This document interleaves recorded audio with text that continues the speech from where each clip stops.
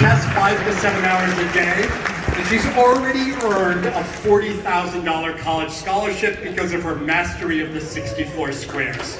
Jessica, would you come up on the stage?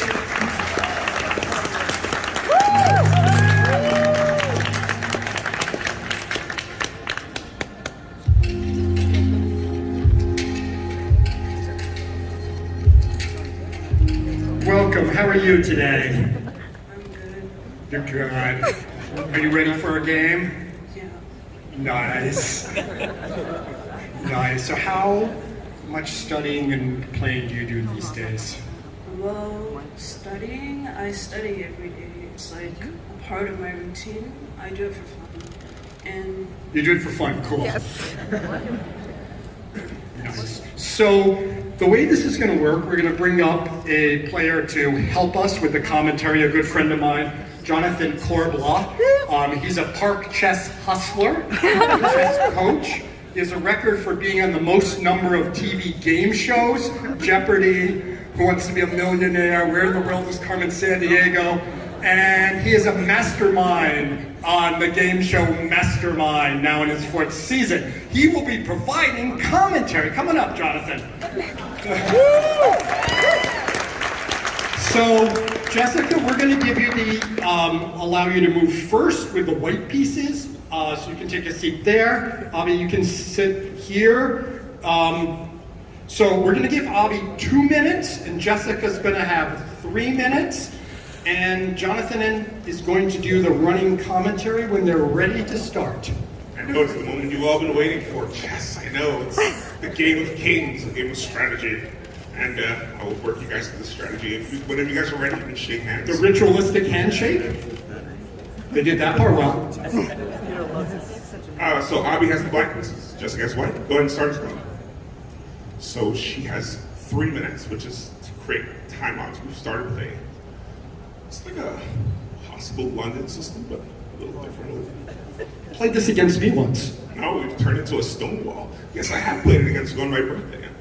We have them going very rapidly. So what we have here is a setup of pawn structures, kind of stop infiltration early. You know, Jessica's playing a kind of smart way anybody here would play. Because the center's locked, so there can't be as much attacking early on. Lock the game up, very smart. Anytime you're playing someone way better than you want to stop the trades from happening, keep pieces on the board.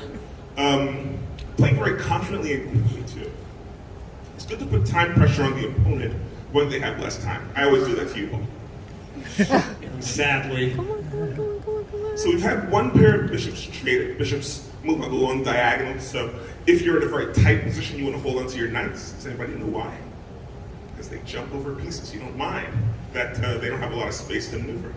And they have traded some knights. That's what I call a knight to remember, Paul. All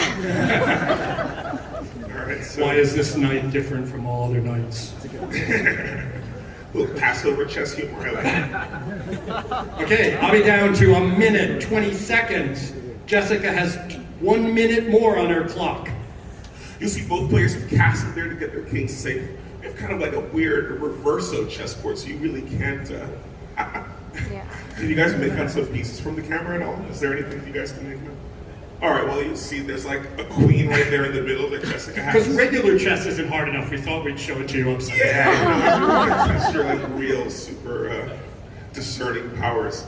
But anyway, Abhi has this knight on the b3 square, so he's infiltrated a little deeper into the position, which we kind of expected because he's so good. So yeah, Jessica doesn't seem nervous at all. And I like that. By the way, there'll be chess downstairs when we're done. Don't forget. And by locking that pawn in there, he's kind of like infiltrated into the position, and he says, no, I'm staying. I really like my knight. So that knight is going to be a kind of annoying situation for the rest of the game. Very smart to trade queens. Would you have done that, Paul? I would have, Jonathan. Yeah, anytime. Abhi's gone under 1 minute. He has only 58 seconds left. The trades continue. However, at this point in the game, it's all about the tiny little weaknesses.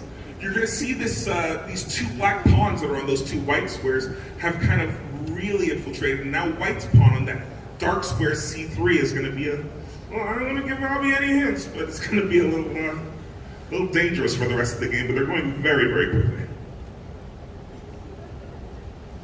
Jessica still maintaining a time advantage. Maybe 45 seconds. Valiant fight from both players. Not huge amount of weaknesses. However, Abhi does have the pawn advantage. Jessica right now has 4 pawns, while Abhi has the 6 pawns, and he does want to trade down. So he wants to swap everything off, push a pawn forward, make it a queen. Yes, that's the number one plan at the end of the game. It puts undue pressure on your opponent to stop you from queening. But Jessica's ahead on the clock, so you never know. Abhi goes under 30 seconds. But he does have that dark squared bishop, but unfortunately all of her pawns are on those dark squares, so it puts a little bit more power on the bishop's shoulders. I think she's trying to mate him. I mean, she has that super strong king, and if Abhi loses rook, then it could be the upset of the century.